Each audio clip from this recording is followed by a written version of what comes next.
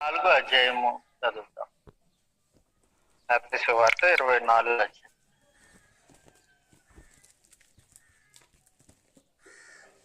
ఆ తరమును గురించి మాట్లాడిన తర్వాత ప్రభు తన శిష్యులను వెంటబెట్టుకుని దేవాలయం నుండి బయలుదేరి ఒలీవల కొండ వెళ్ళారు. చదువుతాం 24వ అధ్యాయం మొదటి నుంచి. యేసు దేవాలయం నుండి బయలుదేరి వెళ్ళుచుండగా ఆయన శిష్యులు ఆ దేవాలయపు కట్టడలను ఆయనకి చూపించవచ్చు. అందుకైనా మీరు ఇవన్నీ చూస్తున్నారు కదా, రాతి మీద రాతి ఒకటైనను ఇక్కడ నిలిచి ఉండకుండా పడద్రోయబడునని మీతో నిశ్చయముగా చెప్తున్నానని వారితో అని. ఆయన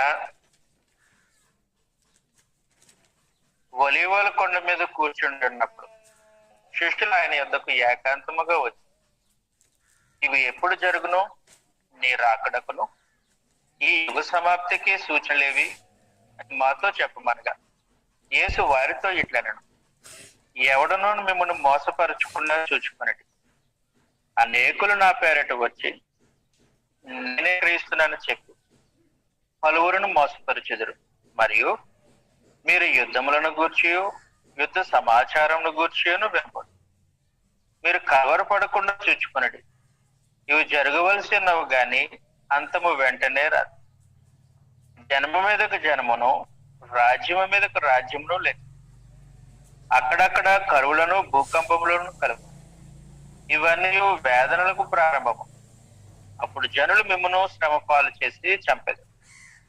మీరు నా నామము నిమిత్తము సకల జనుల చేత ద్వేషింపబడి అనేకులు అభ్యంతరపడి ఒకరినొకడు అప్పగించి ఒకరినొకడు ద్వేషి అనేకులైన అబద్ధ ప్రవక్తలు వచ్చి పలువురిని మోసపరిచారు. అక్రమం విస్తరించడం చేత అనేకులను ప్రేమ చల్లారు. అంతం వరకు సహించిన వాడెవడో వాడే రక్షింపబడి మరియు ఈ రాజ్య సువార్త సకల జనులకు సాక్ష్యాన్ని లోకమందంతటా ప్రకటింపబడి అటు తర్వాత అంతము వచ్చును. కాబట్టి యేసు తన శిష్యులతో పాటు దేవాలయం దగ్గర నుంచి వెళ్తుంటే దేవాలయం కట్టడాలు చూసి శిష్యులు చూపించారు. ఎంత గొప్ప కట్టడం అని అడిగారు. అన్న తర్వాత ప్రభు ఒక సంగతి తెలియజేస్తారు. రాతి మీద రాతి ఒకటైనను ఇక్కడ నిలవకుండా పడద్రోయబడినని మీతో నిశ్చయముగా చెప్తున్నాను. వారి రాతి మీద రాయి కూడా నిలవకుండా పడద్రోయబడుతుంది అనే సమాచారాన్ని తెలియదు. యెరూషలేము నాశనము, దేవాలయము పడగొట్టబడడం ప్రభు వారికి తెలియజేస్తూ ఉంటాడు. ఈ సమయంలో కొంచెం సమాచారము మీకు ఇవ్వాలనుకుంటున్నాను. అదేంటనంటే, దేవుడు తన నివాసముగా యెరూషలేములో దేవాలయాన్ని ఏర్పాటు కోరుకున్నప్పుడు దావీదు దానిని కట్టడానికి ప్రయత్నం చేసినప్పటికీ విఫలుడయ్యాడు. అయితే దేవుని యొక్క కనికరాన్ని బట్టి, కృపను బట్టి దావీదు కుమారుడైన సొలొమోను మొట్టమొదటిగా దేవాలయాన్ని కట్టించాడు. ఈ సంగతిని చూడొచ్చు. మొదటి రాజుల గ్రంథము 6వ అధ్యాయంలో ఈ సమాచారం ఉంటుంది. మొదటి రాజుల గ్రంథం 6వ అధ్యాయము 38వ వచనంలో సొలొమోను దేవాలయాన్ని కట్టించడానికి పూనుకున్నప్పుడు అతడు 7 సంవత్సరాలు దేవాలయాన్ని కట్టాడు. మొదటి రాజుల గ్రంథం 6వ అధ్యాయం 38వ వచనం. 7 సంవత్సరాలు పట్టింది సొలొమోను దేవాలయాన్ని కట్టించడం. క్రీస్తు పూర్వం 966లో ప్రారంభించాడు. క్రీస్తు పూర్వం 959వ సంవత్సరం వరకు దేవాలయాన్ని కట్టాడు. అది అతి సుందరమైన దేవాలయం, బంగారు రేకులతో తాపనం చేయబడినటువంటిది, విలువైన రాళ్లతో పొదిగింపబడిన దేవాలయం. విస్తారమైన వెండి బంగారాలు ఉపయోగించి వెలగల రాళ్ళు ఉపయోగించారు ఆ దేవాలయపు కట్టడంలో. సొలొమోను అలాంటి దేవాలయాన్ని కట్టాడు. కట్టిన తర్వాత క్రీస్తు పూర్వం 586 సంవత్సరంలో బబులోను రాజు నెబుకద్నెజరు యూదుల అవినీతిని బట్టి, యూదులు దేవుని దృష్టికి చెడిపోయిన వారే ఉండడాన్ని బట్టి, నిబంధనలో నుండి వాళ్ళు తొలగిపోయిన కారణాన్ని బట్టి దేవుడు బబులోను రాజుకు ఆ యెరూషలేమును అప్పగించడం వల్ల బబులోను రాజు అయిన నెబుకద్నెజరు క్రీస్తు పూర్వం 586 సంవత్సరంలో సొలొమోను కట్టించిన దేవాలయాన్ని పూర్తిగా నిర్మూలన చేశాడు, పడగొట్టి దేవాలయాన్ని కాల్చివేశాడు. 2వ దినవృత్తాంతాల గ్రంథం 36వ అధ్యాయం 19వ వచనంలో ఈ సంగతిని మనం చూస్తాం. 2వ దినవృత్తాంతాల గ్రంథం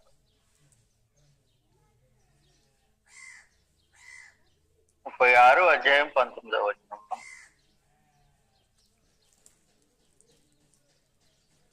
అదిగాక కల్దీలు దేవుని మందిరమును తగలబెట్టి యెరూషలేము ప్రాకారములు పడగొట్టి దాని యొక్క నగరులన్నిటినీ కాల్చివేసి దానిలోని ప్రశస్తమైన వస్తువులన్నిటినీ బొత్తుగా పాడు చేశారు. కాబట్టి దేవుని మందిరాన్ని పడగొట్టేశారు, తగలబెట్టేశారు. కాబట్టి బబులోను రాజు యొక్క నేతృత్వంలో జరిగిన కార్యక్రమం. అందువలన సొలొమోను కట్టిన దేవాలయం అది మొదటి దేవాలయం. బబులోను రాజు దాన్ని నాశనం చేసేశాడు, ఇశ్రాయేలీల యొక్క అవిధేయతను బట్టి, యూదుల యొక్క అవిధేయతను బట్టి. రెండవసారి ఎప్పుడైతే బబులోను రాజు నెబుకద్నెజరు దేవాలయాన్ని నాశనం చేశాడు, యూదులను తన దేశానికి చెరపట్టుకొని తీసుకొని వెళ్ళిపోయాడు. దేవుడు చెప్పాడు ఈ విధంగా జరుగుతుందని.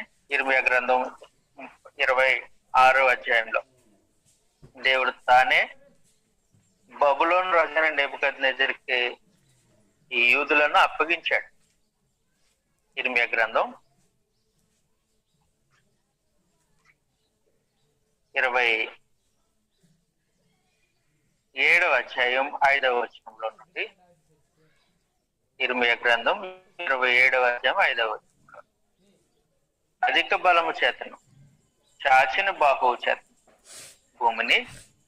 భూమి మీద ఉన్న నరులను జంతువులను నేనే సృజించు, ఎవరికిచ్చుట న్యాయమని నాకు తోచునో వారికి ఇచ్చుచున్నాను. ఇప్పుడైతే దేశములన్నిటిని నా దాసుడకు బబులోను రాజు అయిన నెబుకద్నెజరు ఇచ్చున్నాను. కాబట్టి దేశాలన్నీ నెబుకద్నెజరు వశం చేస్తాడు. ఆ కారణంలో ఇశ్రాయేల్ యూదా సమాజాన్ని కూడా దేవుడు వారు వశం చేశాడు. 25వ అధ్యాయం 11. ఇది ఇశ్రాయేలీలకు యూదా జనాంగానికి సంబంధించి. ఈ దేశమంతయు పాడుగాను నిర్జనముగాను ఉండదు. ఈ జనులు 70 సంవత్సరములు బబులోను రాజుకు దాసులుగా నందు. యెహోవా వాక్కు ఇదే అని. కాబట్టి 70 సంవత్సరాలు దాస్యానికి పరమదేవుడు వారిని అప్పగించేశాడు, యూదా జనాంగాన్ని వారి అవిధేయతను బట్టి. కాబట్టి ఏం జరిగిందనంటే, యెరూషలేమును దేవాలయాన్ని నాశనం చేసి ఈ బబులోను రాజు యూదులను బబులోనుకు తీసుకెళ్ళిపోయాడు. అలాగ తీసుకెళ్తున్నటువంటి క్రమంలో వారితో పాటు ఆ చెరవాసుల్లో దానియేలు, షడ్రకు, మేషకు, అబేద్నెగోలు వారు, అలాగే యెహెజ్కేలు, వీరందరూ ఆ చెరకు వెళ్ళిపోయారు. పరమదేవుడు చెప్పినట్లుగా ఈ యూదులందరూ, చెరవాసులైన యూదులందరూ బబులోను చెరలో 70 సంవత్సరాలు ఉన్నారు. ఆ తర్వాత పరమదేవుడు తాను చెరను ముగించి మరలా వాళ్ళను స్వతంత్రులుగా యెరూషలేములో నాటడానికి ఉద్దేశించిన తర్వాత కోరేషు అనే పారసీక రాజు కాలంలో యూదులు తిరిగి బబులోనుకు యెరూషలేముకు చేరుకోవడం జరిగింది. అప్పుడు వారికి నాయకత్వం వహించినటువంటి వారు జెరుబ్బాబెలు. అంటే జెరుబ్బాబెలు అనే దావీద్ వంశీయుడు, యూదా గోత్రికుడు నాయకత్వంలో ఇశ్రాయేలీయుల యూదులు బబులోన్ నుండి మరలా యెరూషలేముకు వచ్చారు. యెరూషలేముకు వచ్చినప్పుడు వాళ్ళు మరలా తిరిగి దేవాలయాన్ని కట్టడానికి పూనుకున్నారు. ఆ పారసీక రాజులు, అషూరు రాజుల యొక్క సహాయంతో దేవాలయాన్ని మరలా కట్టడానికి పూనుకున్నారు ఈ జెరుబ్బాబెలు నాయకత్వంలో. అప్పుడు దేవాలయాన్ని కట్టారు. ఆ కట్టిన చరిత్ర ఎజ్రా, నెహెమ్యా గ్రంథంలో కనబడుతుంది. బైబిల్లో ఎజ్రా గ్రంథము, నెహెమ్యా గ్రంథము మీరు చూస్తారు కదా. అలాగే జకరియా గ్రంథం. ఈ 3 గ్రంథాల్లో ఏం సమాచారం ఉంటుందనంటే, బబులోన్ నుంచి మరలా యూదులు తిరిగి వచ్చిన తర్వాత వారి దేవాలయాన్ని నిర్మించే కార్యక్రమం కనబడుతుంది. అందువలన రెండవసారి దేవాలయం కట్టబడింది జెరుబ్బాబెలు నాయకత్వం. యూదులు బబులోను చెర నుండి వచ్చిన తర్వాత. ఇది ఎప్పుడు జరిగిందనంటే క్రీస్తు పూర్వం 537 సంవత్సరంలో ఈ కట్టడం ప్రారంభించి 516 సంవత్సరం వరకు ఇంచుమించుగా 21 సంవత్సరాలు ప్రయాసతో దేవాలయాన్ని రెండవసారి కట్టిన తర్వాత కొద్ది రోజులకు, కొన్ని సంవత్సరాలు సిరియా రాజు, అతడు మంచి వ్యక్తి కాదు, అతని పేరు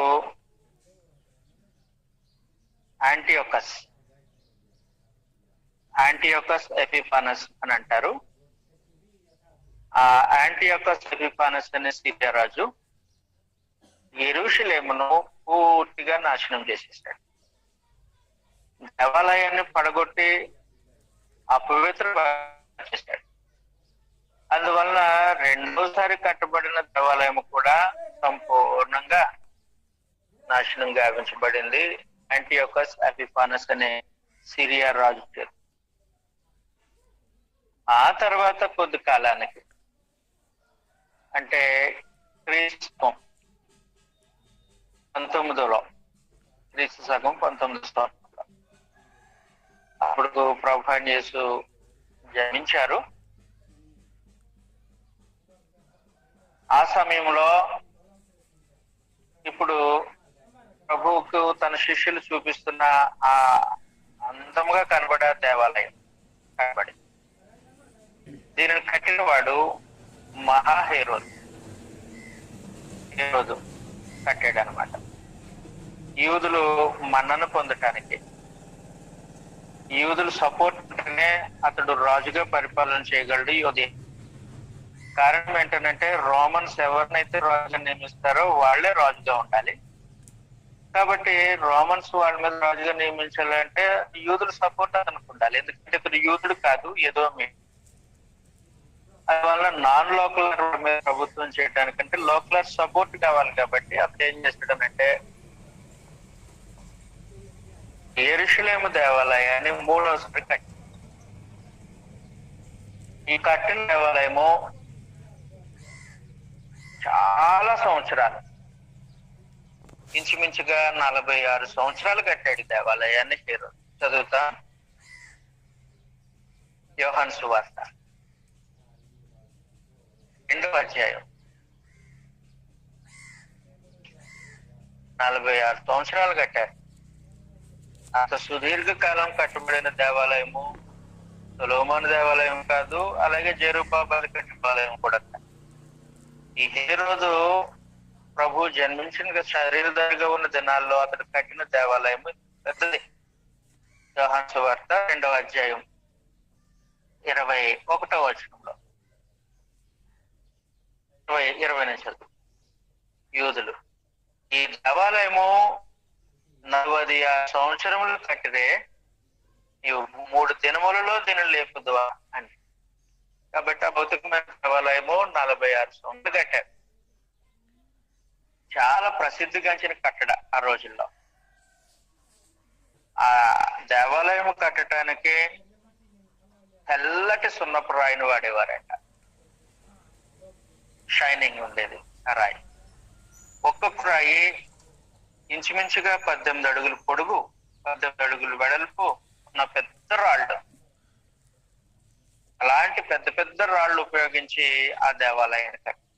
కాబట్టి అది అందరినీ ఆకర్షించే ఒక గొప్ప దేవాలయం కట్టడం. అందువల్ల శిష్యులు దేవాలయానికి ఆకర్షింపబడ్డారు, దేవాలయాన్ని చూపించారు. చూపించిన తర్వాత ప్రభు అన్నాడు, ఈ దేవాలయము రాతి మీద రాయి లేకుండా పోతుంది. చరిత్రలోనికి వెళ్ళారు శిష్యులు. సొలొమోను కట్టాడు, నాశనం గావింపబడి. జెరుబ్బాబెలు కట్టాడు, నాశనం గావింపబడి. ఇప్పుడు హేరోదు కట్టాడు, నాశనం గావింపబడి. అంటే అది దేవుని ఉగ్రతను సూచించేది. అది కాబట్టి ఎప్పుడు జరుగుతుంది అనే ప్రశ్నను శిష్యులు ప్రభువుని చేస్తున్నట్టుగా చదువుతాము. ఇప్పుడు మత్తయి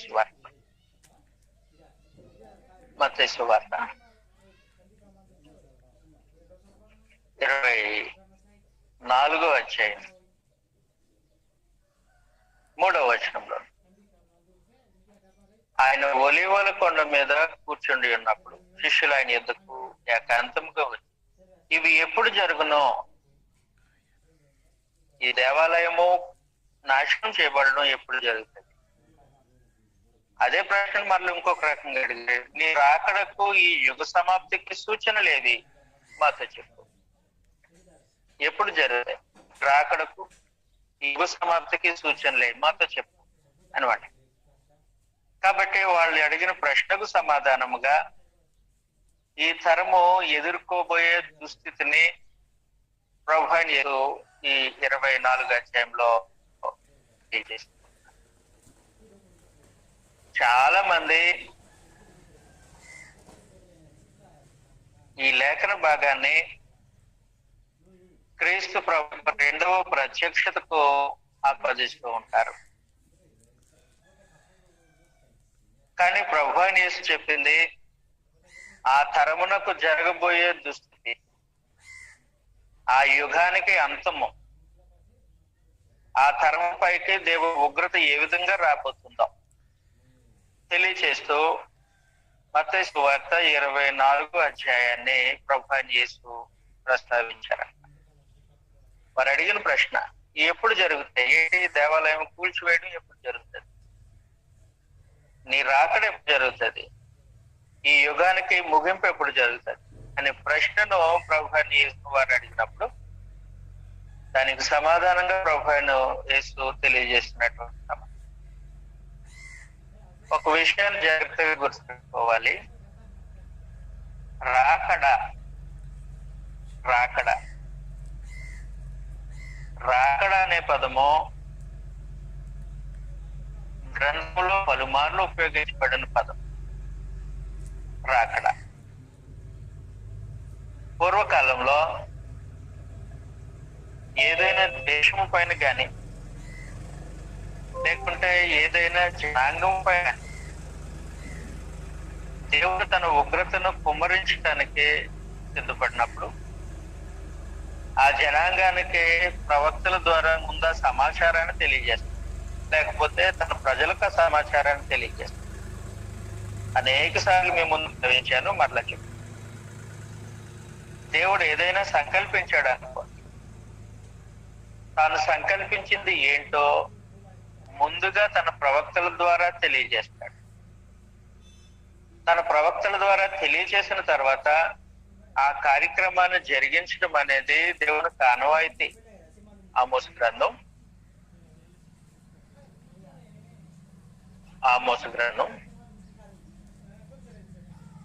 3వ అధ్యాయం 7వ వచనంలో తన సేవకులైన ప్రవక్తలకు తాను సంకల్పించిన దానిని బయలుపరచకుండా ప్రభువైన అయిన యెహోవా ఏమీయూ చేయడు. తన సేవకులైన ప్రవక్తలకు తాను సంకల్పించింది, తాను ఏదైతే సంకల్పించాడో దానిని చేస్తాడా, దానిని తెలియజేస్తాడు. తెలియచేయకుండా ఏమీ చేయడు. అది ఆయన పాలసీ విధానం. కాబట్టి పూర్వకాలం నుండి కూడా రాజుల చరిత్రలో కూడా ఏదైనా ఒక కార్యక్రమాన్ని పరమదేవుడు చేపడుతూ ఉన్నప్పుడు దానిని గూర్చిన సమాచారం ముందుగా తన ప్రవక్తల ద్వారా తెలియజేస్తాడు. అందువలన తన ప్రవక్తల ద్వారా ఆ కార్యక్రమాన్ని తెలియజేస్తూ ఉన్నప్పుడు పరమదేవుడు ప్రవక్తల భాషను ఉపయోగిస్తాడు. అది మామూలుగా మనం మాట్లాడుకునే భాష కాదు, ప్రవక్తల భాష.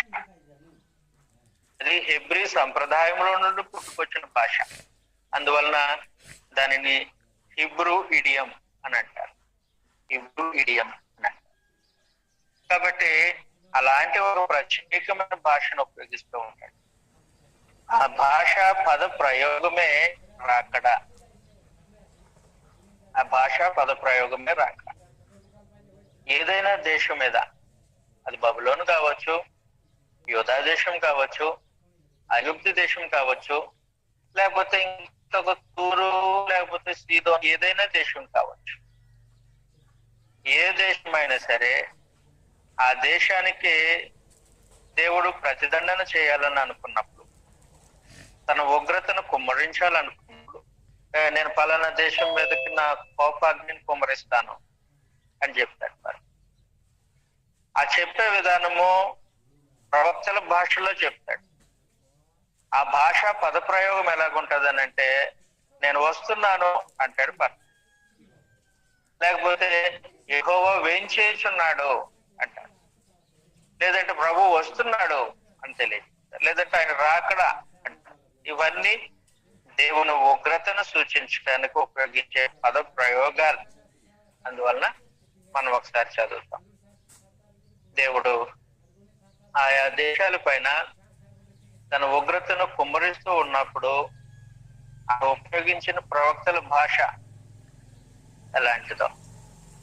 యెషయా గ్రంథం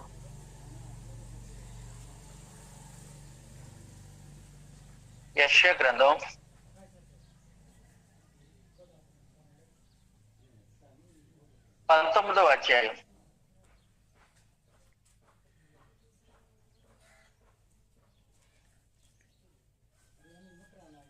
1వ వచనంలో నుండి మనం చదివితే,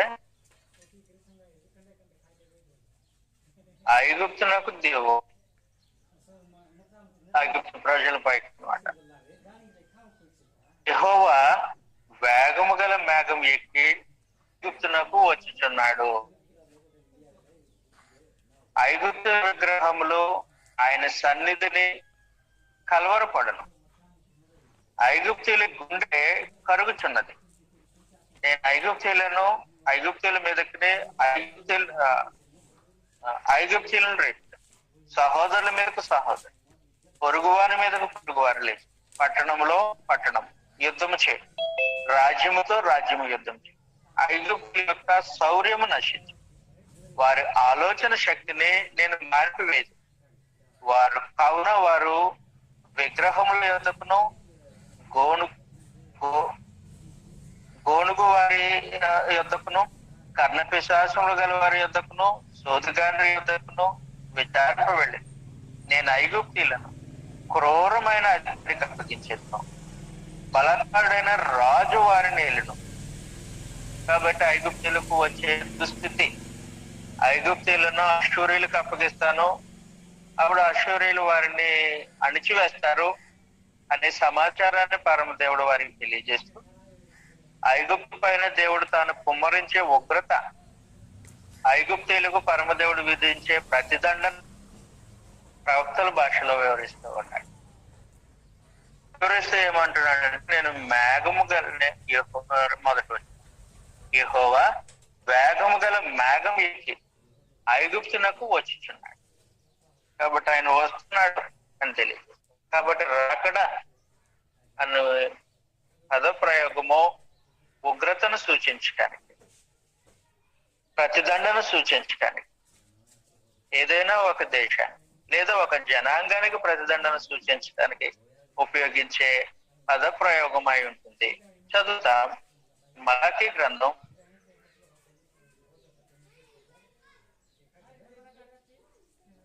3వ అధ్యాయం